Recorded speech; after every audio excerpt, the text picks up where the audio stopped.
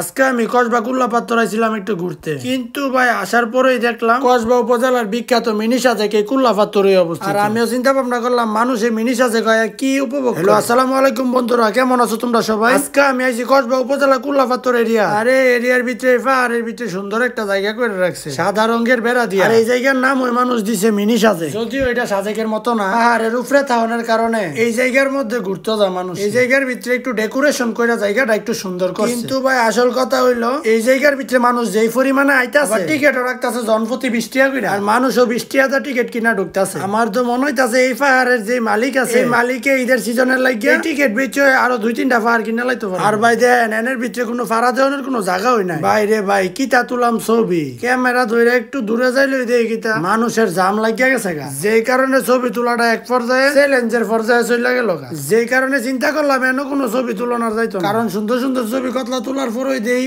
ছবির ব্যাকগ্রাউন্ডের ভিতরে মানুষের মুখ হয়ে যায়। আর এনের ভিতরে আমরার মতো সিঙ্গেল ফুলাফেন কম হয়ে দেখতেছি, আর বেশিরভাগ হয়ে দেখতেছি কাপড়। কেউ বিয়া করে লাইছে, আবার কেউ বাইতে ফলাইয়া ঘুরতে আইছে। সব রকমের মানুষ হইয়ানো ঘুরতে আইছে। সবাই আপনারা যারা এই মিনি সাজে খাইবে আসার চিন্তা ভাবনা করতেছে, তারা আইসা ঘুরে যেতে পারেন। আসলে জায়গাটা অনেকটা সুন্দর। আর আজকের ভিডিও ধরো দেখা হইতাছে তোমরা লগে পরের ভিডিওতে। আল্লাহ হাফেজ।